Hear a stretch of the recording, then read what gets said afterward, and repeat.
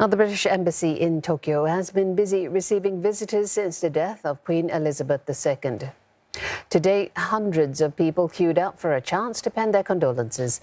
Some bowed their heads in prayer and others laid flowers before the gates of the embassy. Many remembered the Britain's longest-serving monarch fondly. 今はなんか天国でお好きなことをなさってくださいってお伝えしたいですね。人がそのまま70年間も献身を重ねて亡くなられたその姿は素晴らしいなと思って夢が与えまし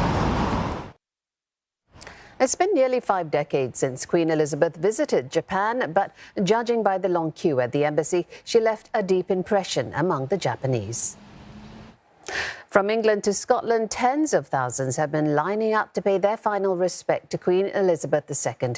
A coffin will be flown to London later today, the latest leg of the ceremonial journey before the late monarch is taken to her final resting place in Windsor. Crowds have been steadily streaming into St Giles Cathedral in Edinburgh since yesterday.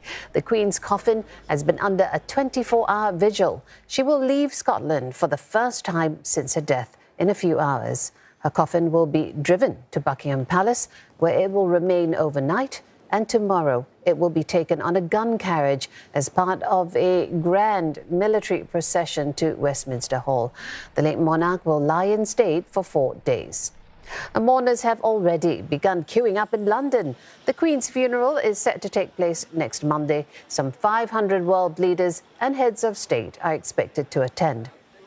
Meanwhile, King Charles III and Camilla, Queen Consort, have arrived in Northern Ireland.